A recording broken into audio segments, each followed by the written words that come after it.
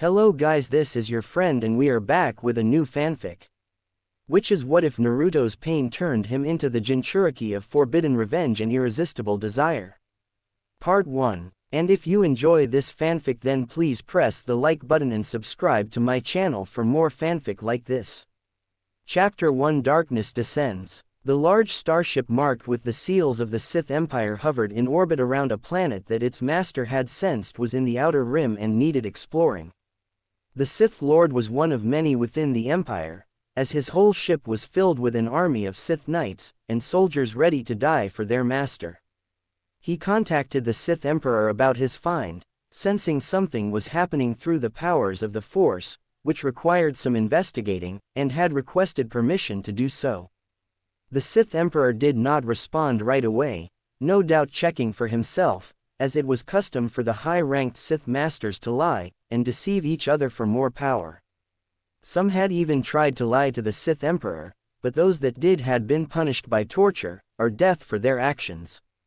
The Sith Emperor gave his approval, but on the single condition the find was brought back to the Sith Empire and before him to examine, along with a reminder that failure in any way was punishable by death.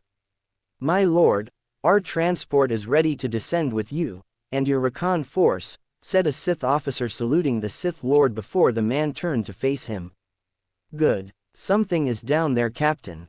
I will know what it is and if it has any value to the Sith Empire," said the Sith Lord wearing a dark helmet with crimson lighting streaks painted on it pointing down while his armor was the same with special cortosis gauntlets to prevent lightsabers from cutting off his hands.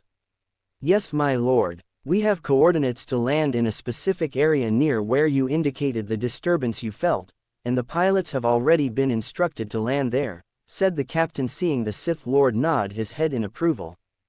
"Good. We have little time, Captain. I now sense that whatever power is down there is in grave danger of being destroyed. We cannot let that happen," said the Sith Lord, as he wanted that power to be used for the Sith Empire, and wasn't about to have it crushed by the local populace. "Yes, my lord. Your men should have finished boarding and are now awaiting you," said the captain seeing the robed Sith Lord nod and headed straight for the hangar. Planet surface Konoha. Uzumaki Kushina ran quickly with both children in her arms, hurriedly trying to escape the Anbu now in pursuit her, and stop the woman from leaving the village. It had been roughly 7 long years since the Kyuubi attacked Konoha, which the Yondaime Hokage defeated, and sealed into his son Naruto with the boy's mother Uzumaki Kushina barely surviving.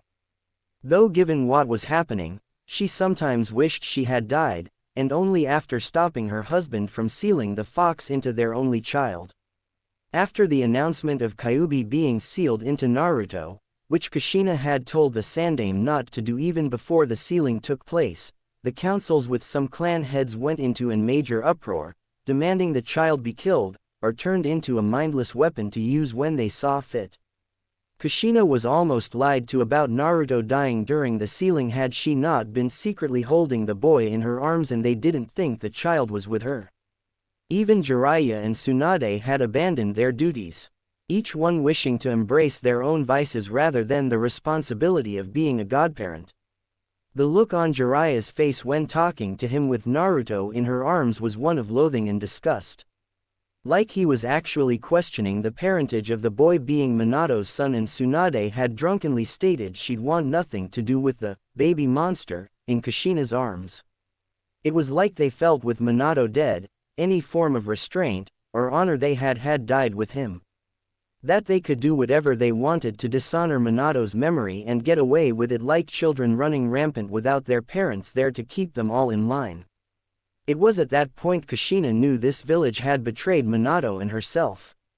At first, the Sandaime appeared to be on their side, providing support when needed once back in office, but recently she learned it was all a lie, and that it was a means to an end in order to gain her trust just before the proverbial knife of betrayal was plunged into her back. By none other than Kakashi, Minato's own student Hatake Kakashi, and on the orders of the Sandaime Hokage himself. The only real friend Kushina had trusted was the Hyuga clan head's wife, who had a little girl a month after Naruto was born, and had done their best to raise their children well despite everything. It was only recently after the Hyuga woman's death, did the red-headed woman suspect foul play, and was right when overhearing Hyuga Hiyashi speaking with the Sandaime about the woman's death being a blessing, with the possible capture of Naruto being closer at hand, with Hinata being re-educated, shortly after being marked with the cage bird seal now that his second child was born. Kushina knew she couldn't let either Naruto or Hinata for that matter become the twisted pawns in the schemes for a bunch of corrupted old fools with even more corrupted and twisted delusions of grandeur. Not for a village having no qualms in destroying the souls of those they used to make it happen. So Kushina quickly took the children while the fools were scheming, knowing she had one chance to get them away from the leaf, and find a safe haven for them to grow properly to their full potential before it was too late. Unfortunately, the kunai that struck her in the back proved that it was too late, but not for the children crying in her arms, and knew there was little time to lose. "Run, children, hurry," said Kushina, seeing the two were frightened and didn't want to leave her. "Why, Mom?" said Naruto, looking around fearfully and seemed to sense evil people were coming. "No time, hide, quickly, mask your chakra like I taught you," said Kushina, knowing she could stall the leaf shinobi long enough for the two to escape. "What about you?" said Hinata, as she was always told to trust Kushina by her mother, and didn't want to lose such a kind woman. "I'll be fine. Run, sweetie, before the bad men get here," said Kushina, trying to calm the two, but Naruto always seemed to know when she was lying, and had strong intuitive powers. "Hurry, Hinata-chan. We'll hide over there like Mom wants," said Naruto, as he grabbed the girl's hand, and hid in a hole in a large tree that was barely seeable behind a thick bush that barely allowed them to squeeze through. Sure enough, within mere minutes of them hiding in their unseen spot, a now extremely serious Sandaime Hokage appeared, and his Anbu surrounding Kushina with weapons drawn. "Where are they, Kushina? Tell me now," said the Sandaime, seeing Kushina turn over to face him with a grin on her face. "Why should you know Hiruzen? Why do you even care? You're just going to turn one into a mindless monster and the other into a submissive mare for political power. To think, you blame my son out of spite for the loss of your wife, and Hinata simply because her mother wouldn't let you get away with your backdoor deal," said Kushina, laughing slightly at the scowling Sandaime Hokage. "One last chance, Kushina. Tell me where they are, or you die," said the Sandaime before being handed a katana by the Anbu captain next to him. "You'll never find them, old baka. Those two will never be your pawns. They will rise up against you and make the village pay for its betrayals. Tell me, old baka, do you see your wife scowling at you? I bet the Shadaime and Nadaime are. I bet they're looking on from above, calling you a betrayer, and a mistake for the position of Hokage. When I die, I'll be up there with them, laughing at you, and cursing your name on high for every dark deed you do, knowing what will befall your soul upon dying," said Kushina, seeing the old Sandaime become infuriated and stabbed the woman in the stomach with the blade before twisting it. "Then I'll make it my personal mission to make sure your son and the Hyuga girl suffer greatly under my rule before I die," said the Sandaime before motioning for the Anbu to fan out and find the two children while leaving Kushina to die a slow, agonizing death. When everything was all clear, Naruto snuck out while telling Hinata to stay put should anything go wrong, and he be caught by the old man. After not sensing with what little training he had of others around him, despite his own good instincts, Naruto motioned for Hinata to come out, and the two were instantly by the dying woman's side. "Mom," said Naruto worriedly, as he saw his mother smiling at him with blood leaking out of her mouth, and she cupped his face with her hand. "You have to run. Get far away from here. Take Hinata-chan with you. Look after each other," said Kushina, knowing it wouldn't be long now. "It's not fair. I hate the old man.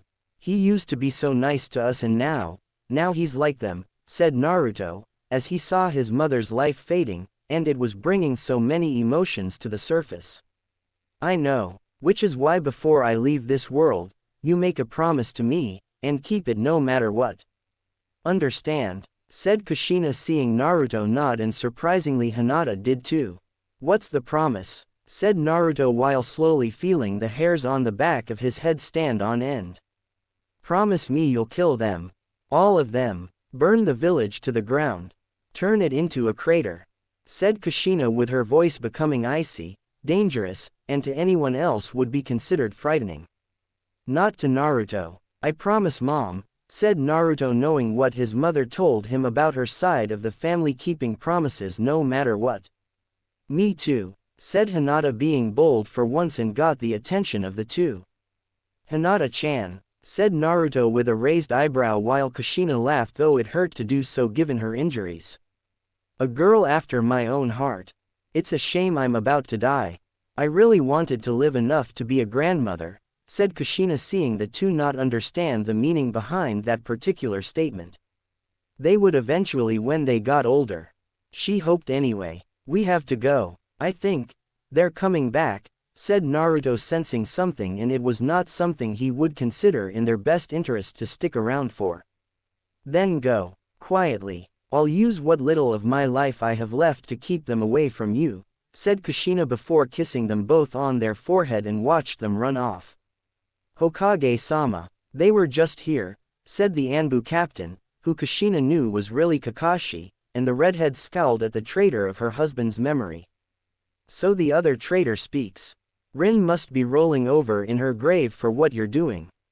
Not surprising since she chose to side with me about Naruto and you killed her on the Hokage's orders," said Kushina, seeing the masked man glaring even if she couldn't see the actual glare. "She defied the will of the Hokage just as you did. The only reason I didn't kill you was out of respect for Minato-sensei," said Kakashi, seeing Kushina now smile a hollow smile like his words were a big joke.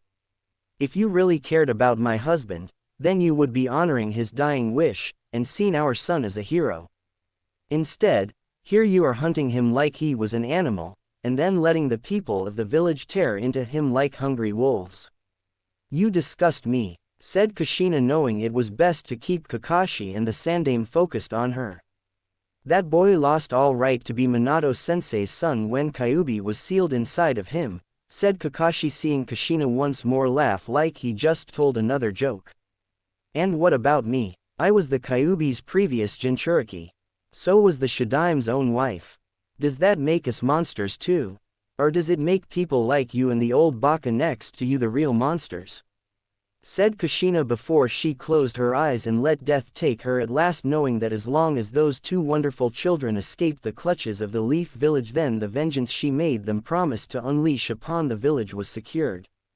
"Track them, hurry. Once you have them contained, have Inoichi dive into their heads, and alter their memories," said the Sandame, knowing this chase for the two children had gone on long enough. "Yes, Hokage-sama," said Kakashi while keeping Kushina's last words out of his head. "With Naruto and Hinata, we have to keep running, Hinata-chan," said Naruto, as he held onto Hinata's hand, and running through the forest while trying to make sure he doesn't run too fast for the girl. "I'm trying, Naruto-kun. I don't have your energy," said Hinata, as she tried to keep up, and not trip while trying. "They're this way," said a leaf shinobi, moving swiftly to catch up to the two children. "Oh no," said Naruto, looking back and seeing the group of leaf shinobi catching up to them. "They're gaining on us," said Hinata worriedly, knowing they'll be caught any second now. "Stay behind me," said Naruto, knowing running and escaping them was impossible at this point. "I've found them," said the Anbu, chasing the two, and was soon joined by several others, now having the children surrounded. "Going somewhere, demon brat," said the second leaf Anbu, glaring behind his mask at Naruto. "Your bitch of a mother won't save you this time, monster," said the third leaf Anbu. "Monster. This boy, now that's interesting," said a deep and clearly sinister voice now echoing around the group of people. "Who's there? Identify yourself," said the first of the leaf Anbu. "Someone who will not let these two fall at the hands of the arrogant and stupid people of your world," said the armored Sith Lord, activating his lightsaber with the crimson blade, casting a demonic light over the area. "What kind of shinobi are you? What village are you from?"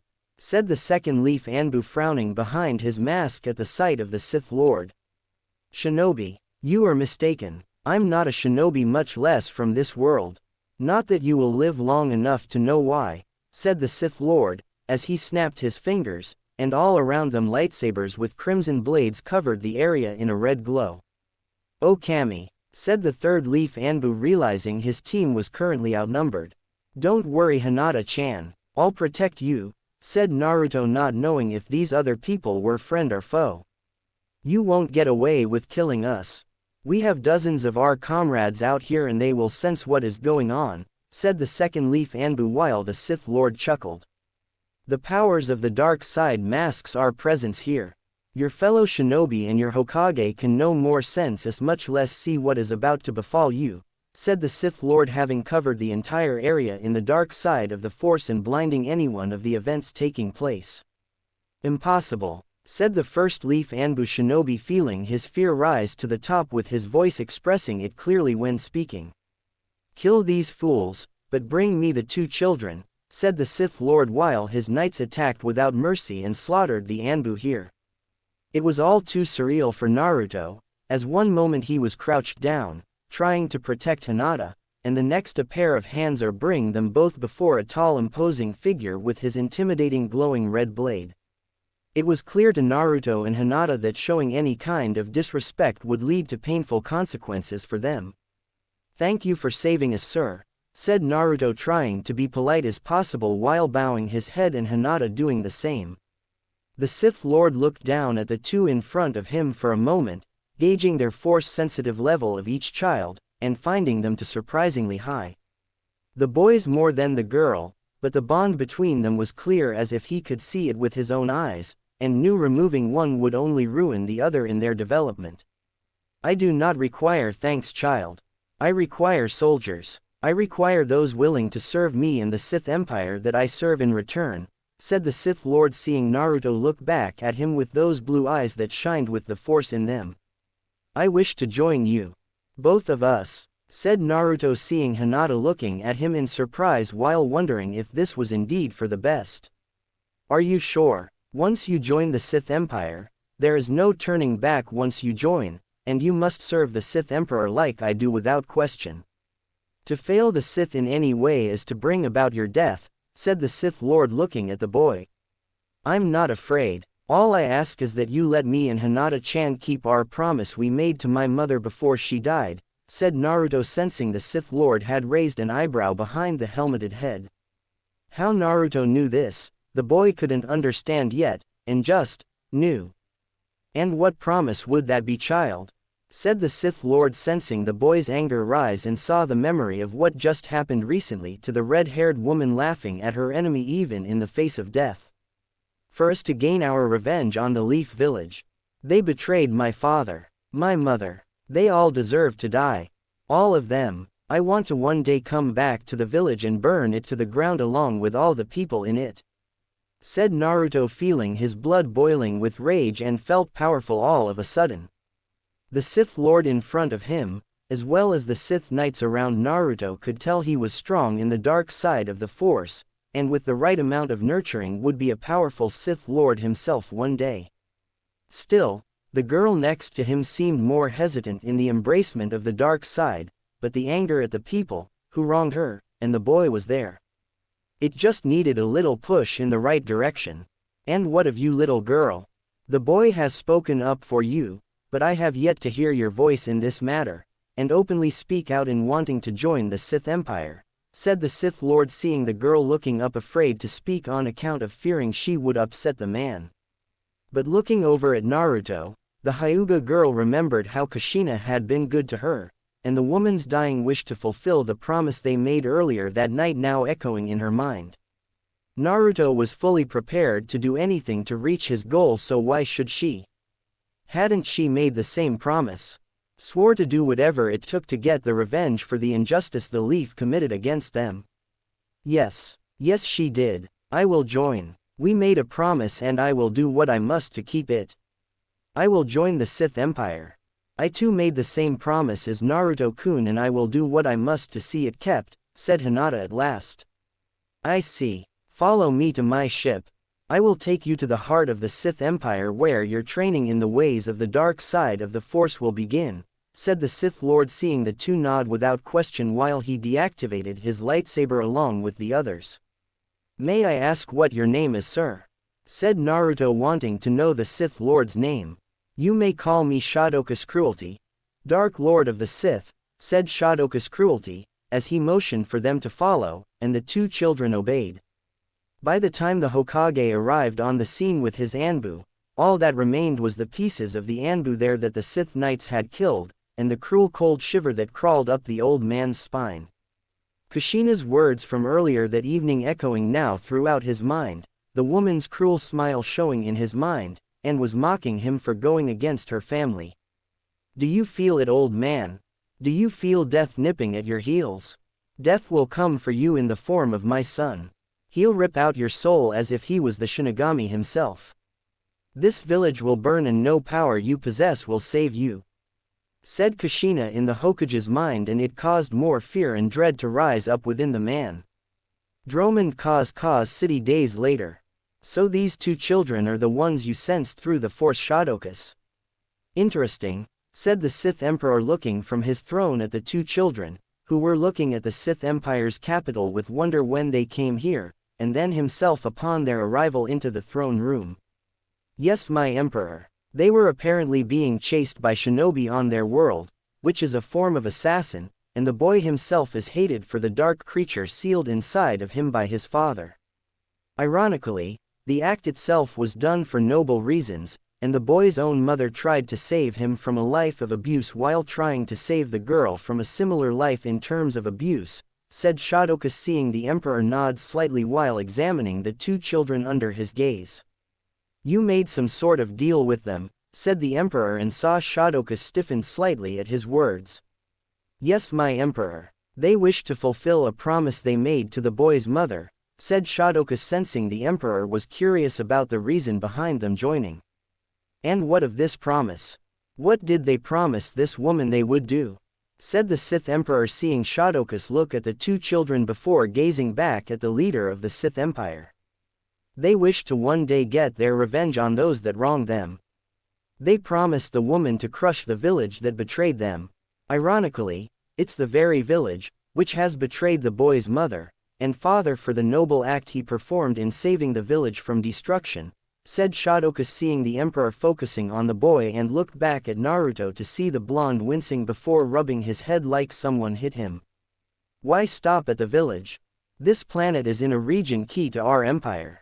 No one knows of it just yet, and that's the way I want it to be for now. Those two will be trained in the Sith arts at once, and when they are ready, they will return to their home planet and crush the people there into submission. Starting with their little village they were born in to further influence their minds to the task, said the Sith Emperor, letting his probe of the boy's mind go, and saw all he needed to see. The Kyuubi was more than willing to secretly help Naruto now in exchange for the taste of revenge and having a strong host. I will get them instructors and teachers at once, my Emperor. I would also like to request that they both be given the proper genetic enhancements when they reach their proper age of their training, said Shadokus, now sensing the Emperor's brief surprise. Many do not survive them, Shadokus. If they did, then our army would have crushed the Republic and the Jedi years ago.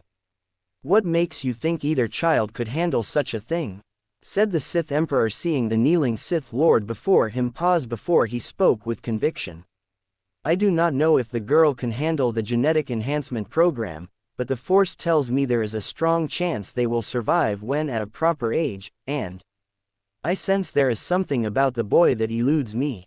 Even through the Force, I sense this strange boy is gifted in bending the ways of fate to his will, and should be explored in possibly using such a power against the Jedi, said Shadokus, seeing the Sith Emperor consider his words carefully before nodding slowly in agreement. Very well. For now, you are their guardian, Shadokus, and everything they do will reflect upon your person along with that of being a Sith. If they do something disgraceful, the blame will be placed squarely on your shoulders, said the Sith Emperor, seeing Shadokus nod before rising from his kneeling position.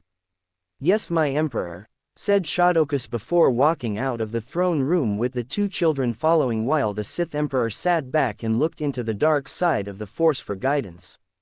Seeing into their future, the Sith Emperor smiled, and let out a cruel laughter that echoed throughout the Sith capital.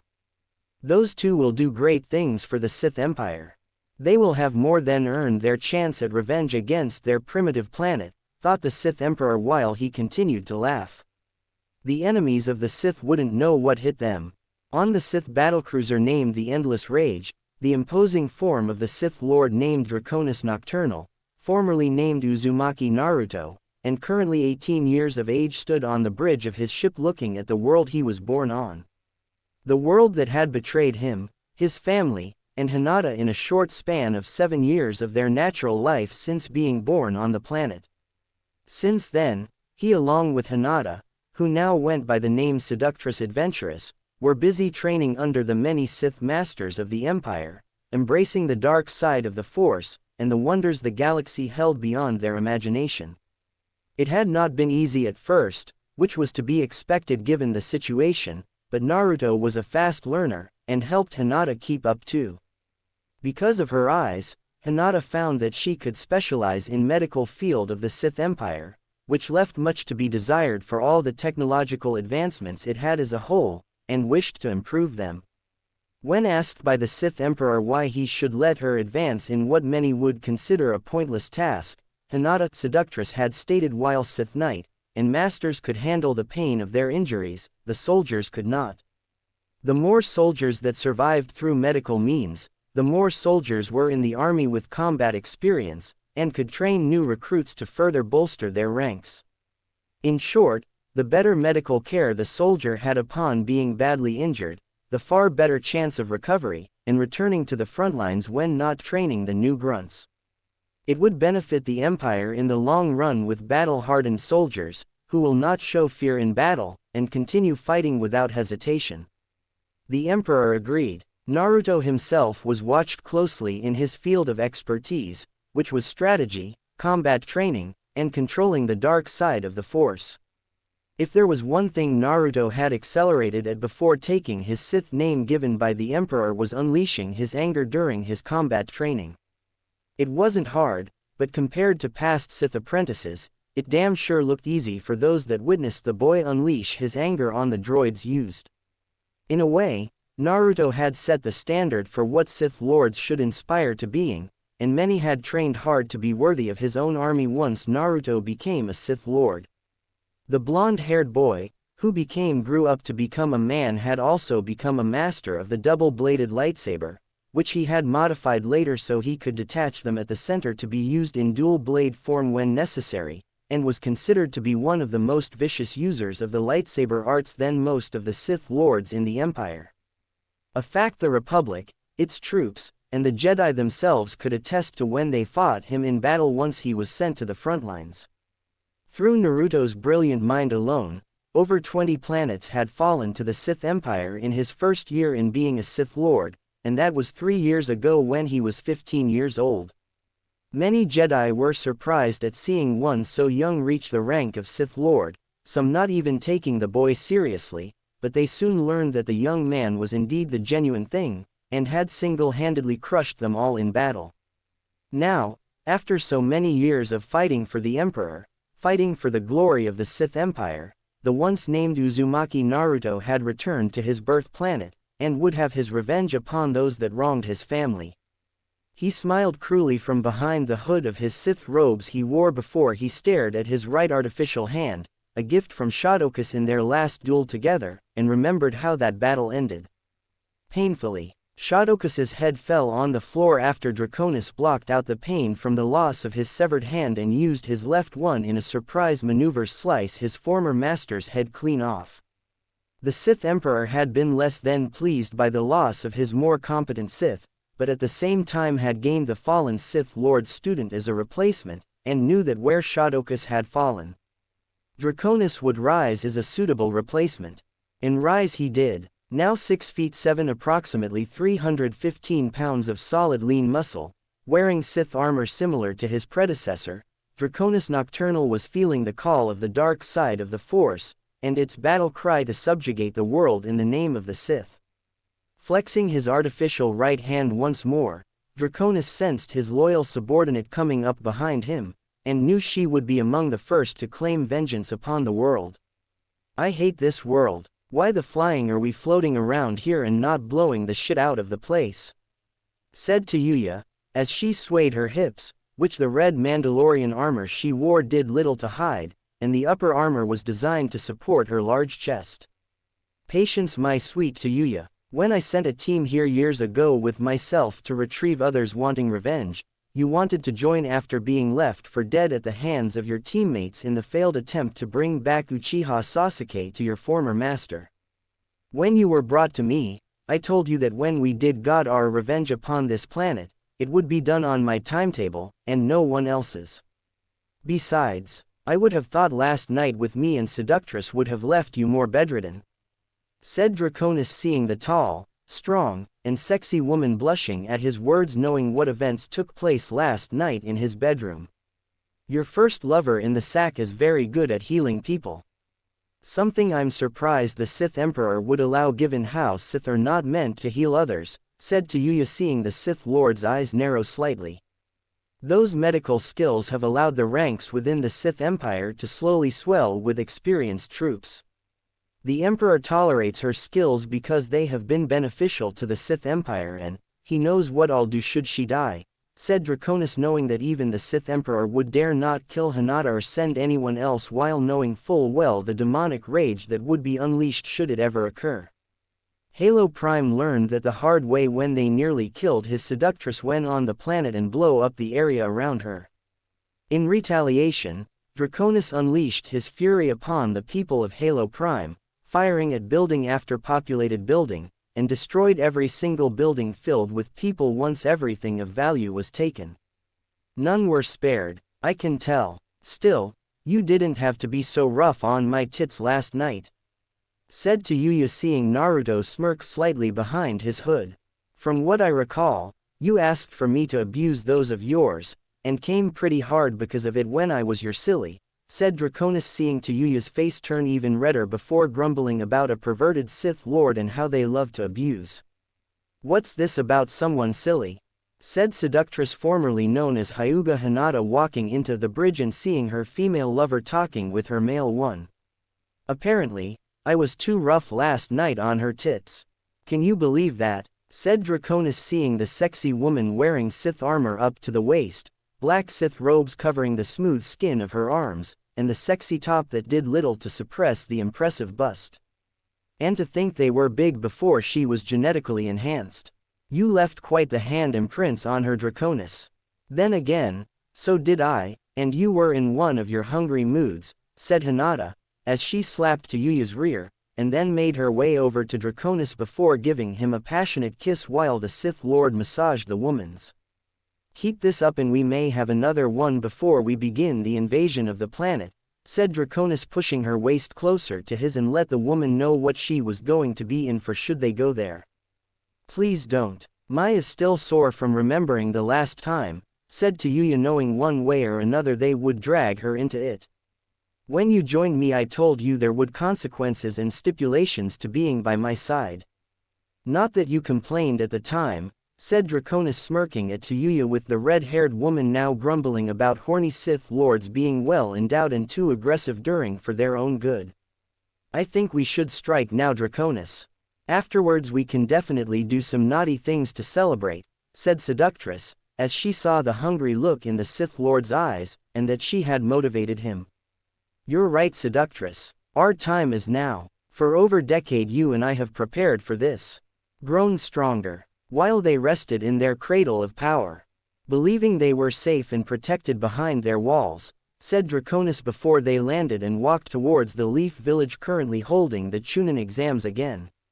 Several shinobi tried to stop them at the gate, but within moments of Draconis activating his lightsaber for single-bladed use, and a force push with neck-breaking impact later, the group was dead.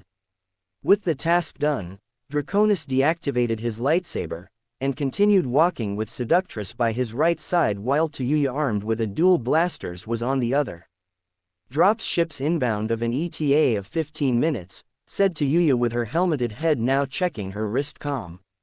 Plenty of time, said Seductress, as she took care of another set of shinobi around their entrance into the stadium while Yuya went up to the top level using a cable wire she shot out from her wrist. Indeed, these fools were entrusted by my father to lead the Leaf after his death by honoring his dying wish.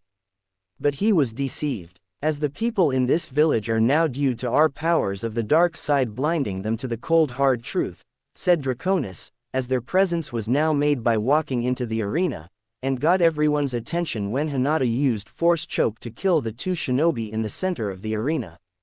Above them, Tayuya blasted several shinobi around her, and checked the ETA on the drop ships flying in above the Leaf. Currently listed at 3 minutes. Who are you? Said Tsunade standing by Jiraiya and the Sandaime Hokage still not ready to give up his seat of power just yet. Stubborn old man, thought Seductress before sensing what Draconis did and heard the thunderous sound of the shuttle the two Sith Lords requested now crashing through the stadium wall. Such arrogance of you and your people here in this village. You assumed no force could challenge you, said Draconis, as he along with Seductress still kept their heads covered behind the hoods of their robes, and knew the time to reveal themselves was almost at hand. That voice, he almost sounds like Minato. But, Minato is dead, thought Jiraiya feeling a cold chill run up his spine while eyeing the craft behind Draconis and saw the different hatches upon. And revealed an army of Sith knights and soldiers all loyal to Draconis Nocturnal. And now, finally, we have returned, said Draconis raising his head more to reveal his Sith eyes and face behind the hood with Seductress doing the same. No, it's just not possible. Thought the Sandaime seeing the boy he called Naruto had grown up into a strong dominant person without any fears of fighting the Leaf. Were his old eyes deceiving him or was Kushina behind the two Konoha-born Sith and laughing at him? With a snap of his fingers, Draconis's army Sith knights and soldiers charged from the ship through the arena with lightsabers ignited along with high-powered blaster rifles firing at everything know them. Tayuya from above shot more shinobi from her position, and fired a wrist rocket into the stands where the clients for the village were located. Seductress charged with her lightsaber's red blade Tsunade while Draconis himself took on both Jiraiya and the old Sandaime Hokage with his dual sabers. Anbu tried to come to their Hokage's aid, but the Sith Knights were making it impossible, and the soldiers with them were deadly accurate when firing shot after shot at their enemies. Come on, old man. Surely the God of Shinobi has more in him than this. Granted you weren't what you were back when I was a kid, much less before then, but still. I was kind of expecting more, and have been greatly disappointed. Said Draconis, as he inhumanly force-pushed Jiraiya away into the stadium wall, and focused on the Sandaime using his monkey staff of a weapon against the long-lost son of the Yondaime. Where have you been all this time, Naruto? Who taught you? Said the Sandaime, finding himself being greatly overpowered by the Yondaime's son and saw the sheer ruthlessness in the eyes of the man in front of him. I don't tell such things to dead men. Least of all betrayers to my family. Said Draconis, as he combined his lightsaber fighting with what the Sandaime, and this world would consider to be taijutsu that resulted in a flying kick to the old Hokage's skull that sent the man tumbling into the ground. Just like you are now. Your father loved this village and you spit in his face by doing all of this. Said Jiraiya in sage mode and trying to keep Draconis back from the injured Sandaime. You are one to talk. I can read your mind like it was an open book. My mother entrusted you to support her in defending us against the bigots of this village, and what do? You reject her cries for help. Reject me. And for what? Because of the fox living inside my gut. You'd rather peep on women in the hot springs than lift a finger to help me. You spit on the face of my entire family on both sides, so don't you tell me what I'm doing that would bring about disgrace in their eyes. We both know I am avenging them. Said an angry Draconis before shooting Sith lightning from his left hand that sent Jiraiya back past the Sandaime. Please, Naruto, show mercy. These people are innocent in all of this, said the Sandaime trying to get up, but found himself being choked by an invisible hand that lifted him up in the air, and with a sickening snap, his neck was broken before being thrown away like he was a piece of trash. My name is Draconis, old fool. And if you think these people will be spared by your martyr-like pleas, then you were deceived. Deceived in believing I would hear your words, said Draconis, as he sensed Jiraiya getting up from the ground, and knew the Sannin saw him kill the Sandaime. Sarutobi-sensei. No, said Jiraiya, leaping forward at high speed with Rasengan in hand and prepared to thrust the orb of energy into Draconis's gut. Instead, Draconis spun around, dodging the sphere of chakra, and stabbed Jiraiya in the stomach with his lightsaber, with the Sith Lord smiling at the sight of his poor excuse of a godparent. Staring into his eyes, Jiraiya knew this was not the weak boy the Sandaime had told him would become the village's weapon against the others once tamed, and do what the Yondaime Hokage himself would not put his wife through. Jiraiya had cared about the woman, as she made Minato happy, but when he learned Kushina was intent on swimming against the tide for parental reasons the Sandaime had set after Kyuubi was sealed, such care for the woman was quickly shattered, and knew for the Leaf Village to survive after such heavy losses the boy's Jinchuriki predecessor had to be removed for the molding of the new one. And now, your Leaf Village along with all the others throughout the world, shall fall, said Draconis, as he pulled his lightsaber out while Jiraiya fell to his knees, and saw the ships in the air opening fire from above to rain down death upon the village. As for Seductress, she had an unconscious Senju Tsunade on the ground, shock collar on the older woman's throat, and arms bound behind her back. It was clear that his first lover wasn't going to simply kill off the female Sannin, as she had probed Tsunade's mind, and felt the woman betrayed Kushina the most. Not surprising on account of just who the first Kyuubi Jinchuriki of the Leaf was in terms of the Sannin's own grandmother. An Uzumaki just like Kushina. I've found us a new pet, my love. Once we make proper changes to her body, of course, said Seductress, having fiddled with reverse aging and slowing of aging process after the Sith Emperor gave the approval for such a project while experimenting using Draconis's DNA to find the sequence in it to allow such a possibility when he learned those of the Sith Lord's bloodline lived long-lasting lives well past that of normal people. The results had been very encouraging so far, as the genetic enhancements Draconis went through only strengthened that part of his bloodline, and slowed the age of every Sith injected with the Draconis serum. Seductress was even able to use it to reverse the aging of the body back to its prime after experimenting using other genetic samples that had the power to temporarily reverse aging added to the Draconis serum with great success among certain candidates. Of course, it required repeated injections over a span of a few years, but the results were nonetheless promising, and the Sith Emperor praised the female Sith of her accomplishment in lengthening the lifespan of the Sith within the Empire. Trying to fill my lust again, said Draconis, as he saw Seductress just wink at him, and looked past Draconis to see Tayuya walking towards them with a bound Hyuga Hiashi out in front. Hello, father, said Seductress, seeing the injured man in front of her forced to his knees by Tayuya and a blaster now held to the back of his head. This tried to escape, left his daughter to sacrifice herself for his survival. From the way he threw her into the troops, the asshole probably thought he could find some easy whore to give him another kid once outside of the village, and hiding from us, said Tayuya, seeing Hiashi looking up at the Sith Lords and they were looking down at him. Hinata, please don't do this. I'm your father, said Hiashi, seeing his long-lost daughter glaring at him and instantly the image of his late wife behind her doing the same. No, you're not. You, my so-called father, killed my mother shortly after Hanabi was born, and tried to destroy my life. You, my so-called father, sided with bigots and fools to hurt us. That is not a father. That is a man that cares for nothing but for what he wants for himself, and nothing else. What was my mother to you? Did you even love her? Or was she some form of political means to stay in the main family? Said Seductress, as she ignited her lightsaber, and pointed the tip at Hiashi's throat. She was everything to me. But she went against the plan set in motion to turn the Kyuubi Jinchuriki into a submissive weapon. You were like her so much when growing up. I knew the only way to stop any developing resistance was to remove your mother's influence, and your mother altogether. The same with his mother. The Sandaime had wanted to turn her into a weapon when he was Hokage before Minato, but the man would not let her be some mindless weapon, and threatened to crush us before abandoning the village if we tried.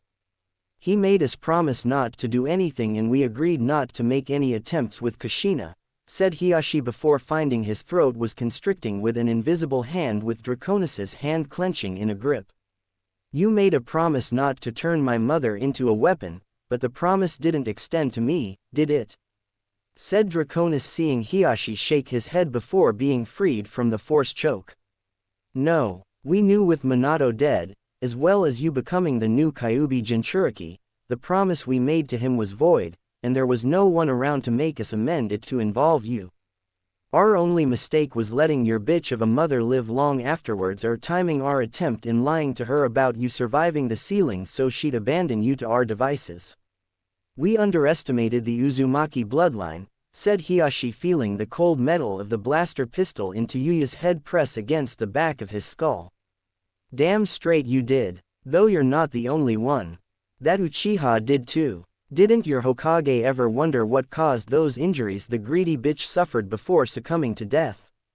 Who do you think sliced off his limbs, melted his internal organs, and crushed the prick's chest around his heart so multiple pieces of shattered bone pierced the heart?"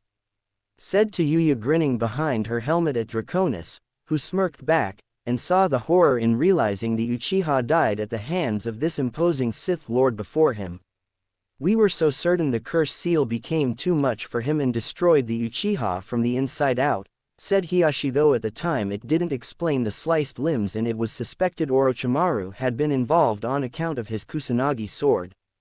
"That puny thing. I purged that from Yuya after I took her with us beyond this world," said Seductress having used her medical skills combined with Sith technology to remove the seal from Yuya and gain the woman's undying loyalty.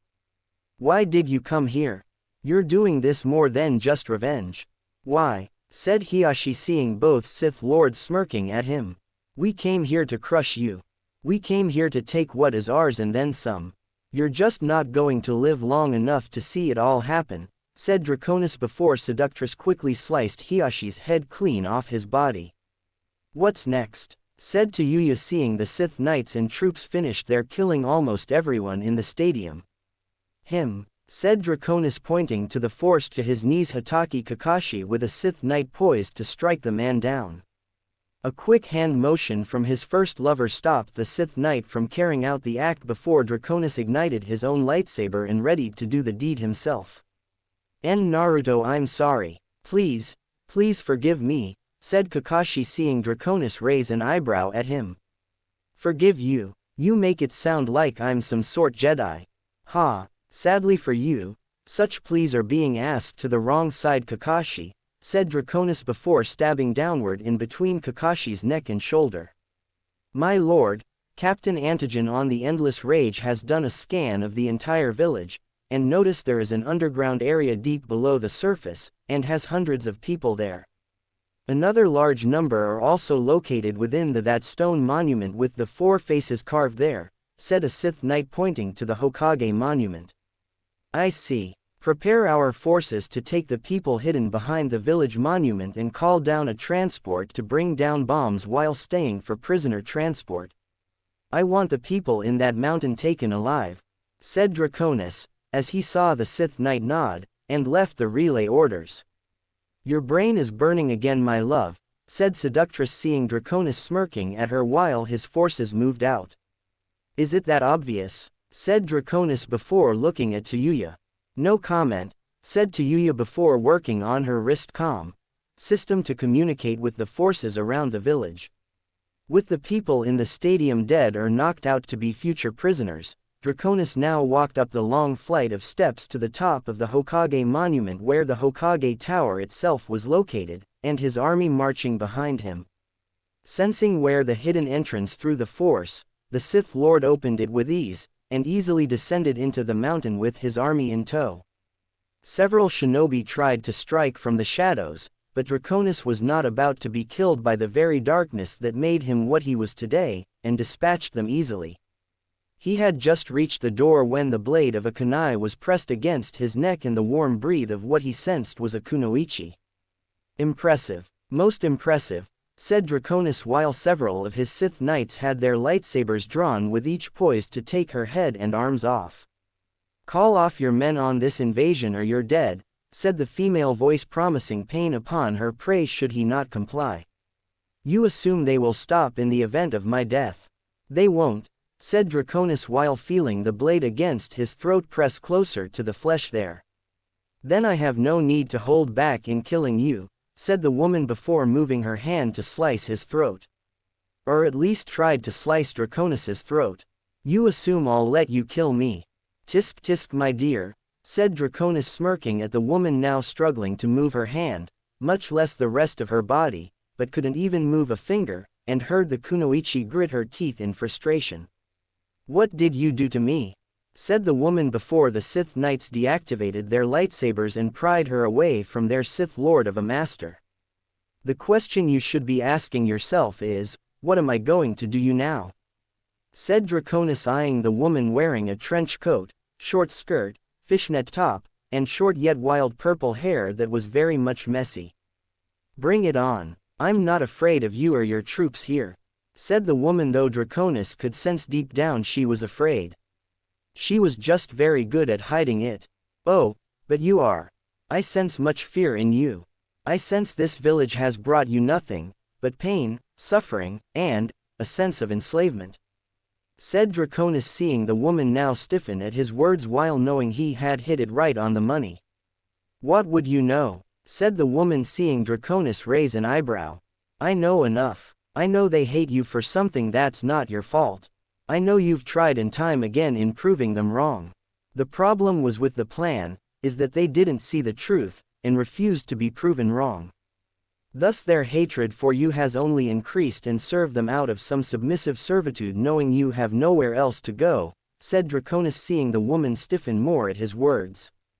Could he be right? Have I been serving the leaf knowing that I can't go anywhere? If so, then, what do I do now? Thought the kunoichi before she felt him moving her trench coat back and saw him looking at her curse seal. Ah, so this is the source of your suffering, and their hatred for you. Though I sense it's not active like Tuyuya's was. My lover will take a look at this and have it removed from your body, said Draconis, seeing the woman look at him in surprise. You can remove it, said the kunoichi, seeing Draconis smirk at her. In exchange for your undying loyalty, your new master, said Draconis while motioning for his Sith Knights to release her from their grip. Please, I'll do whatever it is you ask of me. Anything. Just get this thing off of me. Please, said the woman, bowing her head until she was nearly touching his feet. First, tell me your name and rank in this village, said Draconis, seeing staring at the woman pleading for his help. Mitarashi Anko. My rank is Special Junin. I am second in the interrogation and torture department of the Leaf, my master, said Anko while keeping her head bowed. Ah, an excellent profession, and one I will see you use under my command. So tell me, Anko, would you know a lot of things about the village, and certain secret places very few in the Leaf know about? Said Draconis, seeing the woman nod. Yeah, it helps when you want to be alone and away from the assholes that hate you, said Anko, seeing Draconis nod his own head before commanding the woman to rise. Some of my troops will escort you out. A transport will be waiting for you outside with my lover there. Tell her you wish to be free like Tuyuya was, and she'll understand your meaning, said Draconis, giving the woman a gentle smile, which wasn't very Sith-like, but even still, it was merely meant to handle the transition, and bring the woman into the fold of his army. Thank you, my master, said Anko, still not knowing the man's name yet, though felt she could find out later. Go now, I still have some business here, said Draconis, seeing Anko smirking since she knew what was going to happen before leave his sight with some Sith Knights. Turning to fully face the door holding people within its walls, Draconis ripped through it along with a good chunk of the wall, and stepped through with his forces behind him, with the people inside backing away from him.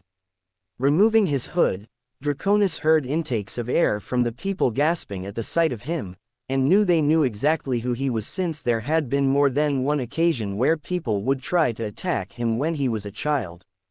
Grinning, As he felt their fear and terror of these people through the force, the young Sith Lord walked until he was in the middle of the room while eyeing them all with his cold blue eyes. Each of the adults here had felt some kind of hatred for him back when he was a child, still did from what Draconis could sense from them even now, and it only made the rage inside of the Sith Lord stronger. Why do you look so surprised? Oh, I know why. A certain Sandaime Hokage told you all those years ago that I died, and like the good little fools you are, you believed him. Well, I'm pleased to announce my supposed death was a lie, and it was told by that very same person to keep you blissfully unaware of the simple fact that I was in fact missing. And for good reason too, since we all know the village would have been in a panic. You would have worried your little heads in thinking the demon boy would one day return and kill every single person that ever wronged him. That wronged his dead mother, his dead father, that he would one come back to this very arrogant-filled place and burn it down until there was nothing left but ash. Well, I have news for you fools that dared to go against my family. Such fears would have been justified, since I am here to do just that," said Draconis, seeing Yuya walk in and take off her helmet before walking over to him. "Everything is in place. The underground area is ready to be nuked after we get out of here. We've also sealed off all the exits they have with ray shields, so they have no chance of escape," said Yuya, whispering into Draconis's ear. "Perfect. Take all these people on board my transport ships. I'm going to have a lot of fun watching them slowly die," said Draconis, laughing at the frightened people around him. "Naruto-kun," said a female voice that made Draconis stop, as the Sith Lord knew the girl behind the voice, and turned to see it was the ramen stand serving girl Ayame. "I haven't been called that name, and in such an affectionate way, in a long time." "A very long time, Ayame," said Draconis, as he saw the woman walk towards him, ignoring the troops raising their blasters at her, and made a hand motion to lower them. "Yes, it has. I've missed you. My father missed you so much to the very end of his life," said Ayame, seeing Draconis frown at her. "He died? How?" said Draconis, seeing Ayame was hesitant to answer due to a pair of eyes among the crowd glaring at her to keep quiet. Draconis sensed this, saw the individual glaring at the back of Ayame's head before he motioned for two of his Sith Knights to block the man's vision of her. However, Ayame was clearly afraid to speak out, and walked up to him before whispering into his ear the cause of her father's death. Draconis narrowed his eyes in anger at hearing her sorrow-filled words, which fed the dark side within his being, and sent a command through the force to his Sith Knights to grab the man responsible for the murder of Ayame's father. "Hey, let me go," said the man before being taken out of the room. "Rest assured, Ayame, the man that killed your father will get special treatment in my prison cells while aboard my ship," said Draconis, as he saw Ayame smile, and then surprisingly hugged him. "Thank you, Naruto-kun. His brother is a member of the civilian council and threatened to go to them to shut down the store before doing other horrible things me if I told anyone about him," said Ayame while crying into his robes with everyone watching. "You don't have to worry about that anymore, Ayame. You're coming with me, away from this place, and see things you've never dreamed of," said Draconis while deciding to keep the news of his name being changed from her for the moment. "Are you sure? I don't want to impose," said Ayame, seeing Draconis smile, and it made the woman blush. "Nonsense. You could never do such thing with me. Now come, my dear. Your presence doesn't belong in the same room as these filth," said Draconis, taking Ayame's hand and walked out with her while Yuya did the same. "Move them out of here single file. If they give you any shit or struggle, kill them," said Yuya before putting her helmet on again and continued following her master lover. Below Konoha sometime later. "Danzo-sama, we can't get out through any of the exits on account of the strange wall of energy that's blocking us, and none of our jutsus will work on them," said a Root Anbu captain kneeling before Danzo. "Find a way, damn it. Konoha is practically in ruin and I can finally rebuild it in my image like it should have been from the start," said Danzo, as he cursed this opportunity to take over Konoha after its apparent destruction not being taken, and wanted to be let out of his hidden base to take up the mantle of Hokage. Any further thoughts about the matter were removed from Danzo's mind when the sound of something drilling into the room from the ceiling was heard and the leader of Root saw a metal orb of some kind descend until it was only a few feet off the ground. The metallic orb then opened at the top and a projection of one Draconis Nocturnal appeared before Danzo with a cruel smile on his face. "Hello Danzo. My name is Draconis Nocturnal. You might remember me many years ago when I went by another name. Uzumaki Naruto," said Draconis with Danzo's one visual eye widening in shock and then narrow. "I knew it. Sarutobi's past actions in handling the Kyuubi brat have come back to destroy us," thought Danzo while seething inside. "I'm well aware of your past actions here in the Leaf with your little root program, as the two members of the Shinobi Council that were the old Hokage's advisors have been quite forthcoming in telling me things, and they told me a lot about you. I must admit, I am a bit disappointed you are down here, and not above to face me in combat. However, from what I gathered from your two loyal allies on the Shinobi Council, you're not the kind of guy to come out and fight someone on your own.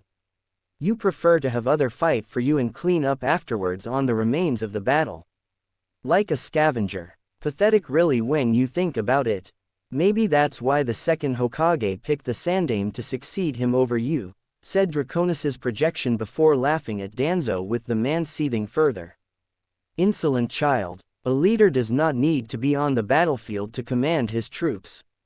I am a born leader and therefore the right to lead should have always been mine," thought Danzo seeing the projection of Draconis's face now turn into a scowl. "But enough about your pathetic life. I'm pretty sure you know of your current situation in regards to being unable to free yourselves from your temporary prison. Don't worry though, as I emphasize on it being only temporary, and that your life will not last past today. For you see, this droid in front of you houses a very small, yet very powerful explosive, and by powerful I mean turn the rest of Konoha I didn't destroy into a smoking crater. So enjoy the time you have left, which if my calculations are correct will be the next 10 seconds. Bye," said Draconis before the projection ended and the droid showed the number counter system. "Destroy it before it finishes," said Danzo seeing his root shinobi move in to slice the droid in two, but by the time one of them got close the counter had reached 0, and a massive explosion consumed the entire underground base that was root. There were no survivors. Endless Rage Detention Center. "Welcome everyone. I trust you all enjoy your new confined spaces," said Draconis, as he walked through the corridor, and past each cell containing prisoners via ray shields with armed soldiers at the ready to shoot anyone in them with Sith Knights also making sure no one tried to deceive them. "Look at all the angry glares.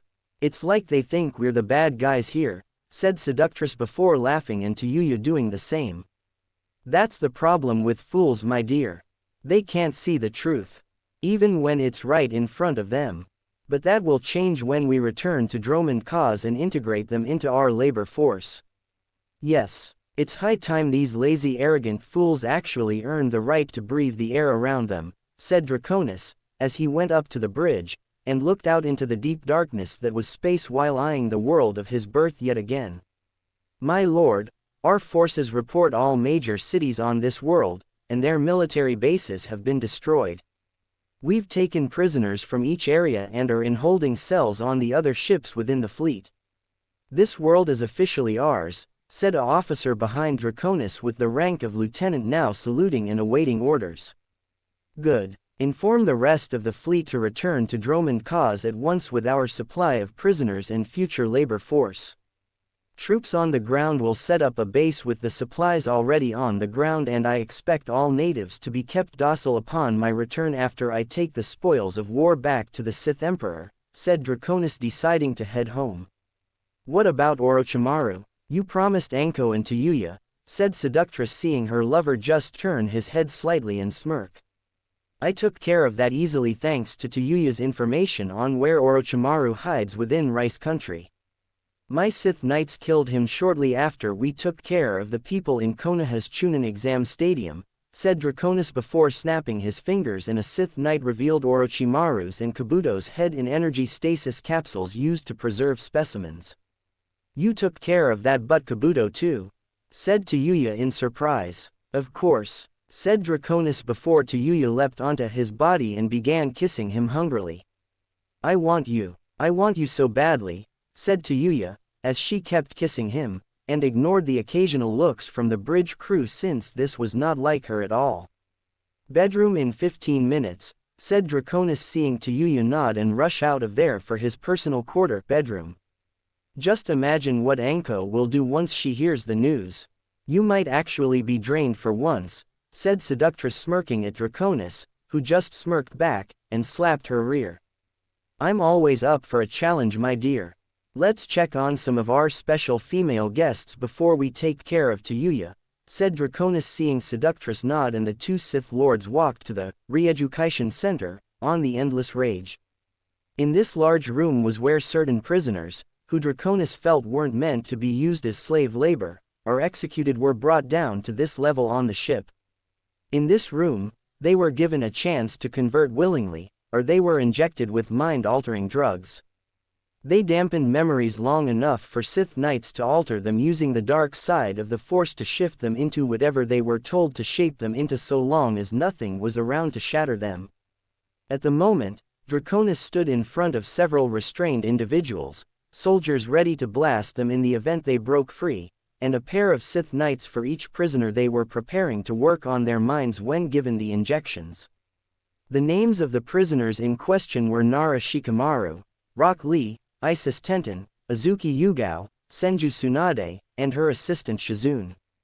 Each of them bound, still wearing enough clothing to protect their modesty from lust-filled eyes depending on the gender of those around them, and droids hovering above them waiting for the order.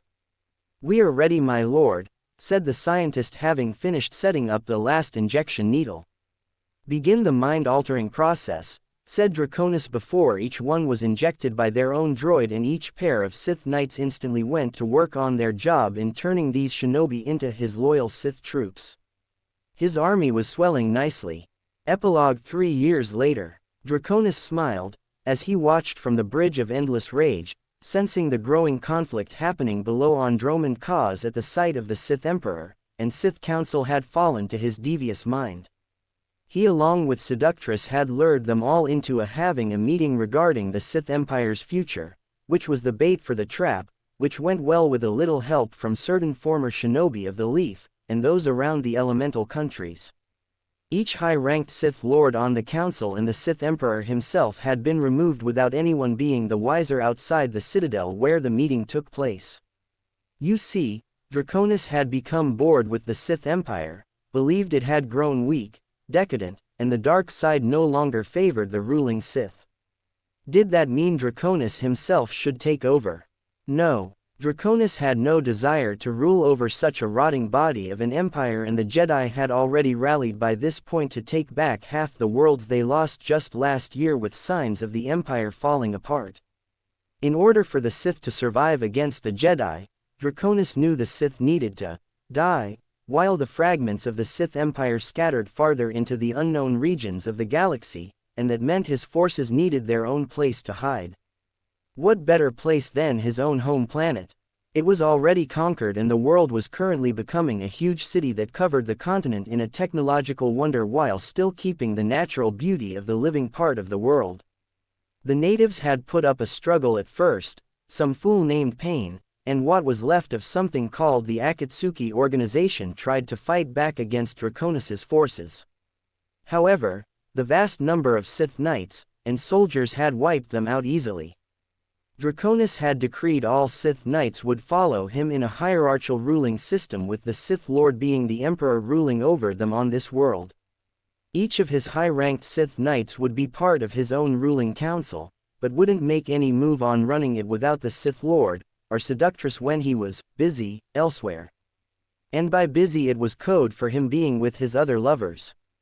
Isis Tenten, Azuki Yugao, Senju Tsunade, and Shizune had all become his lovers after the Sith Knights programmed their minds to obey in that fashion after altering their memories. They were to be drawn to Draconis, love him no matter what, and submit to his touch whenever he desired them. Another woman, who also became his lover, only more willingly without the need for the alteration of the mind was Mitarashi Anko, and had forever pledged to be his lover after the removal of the curse seal on her neck.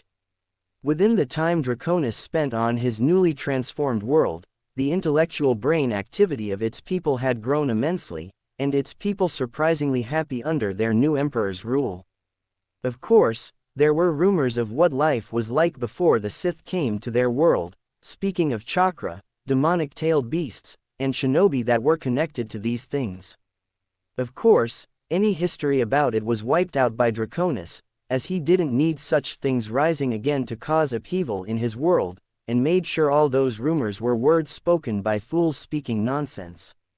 As for this lover's, seductress was currently the mother of twins with another one on the way, and Tayuya was expecting soon too. The new Sith royal bloodline was going to thrive under his rule, as he had foreseen it through the Force, and how through him the Sith would continue to survive while others would fall before they one day returned to Coruscant to once again bring about the Sith Empire that would rule from the heart of the galaxy. Oh yes, through the might of Draconis Nocturnal, the Sith would live, and the dark side would rule the galaxy, forever.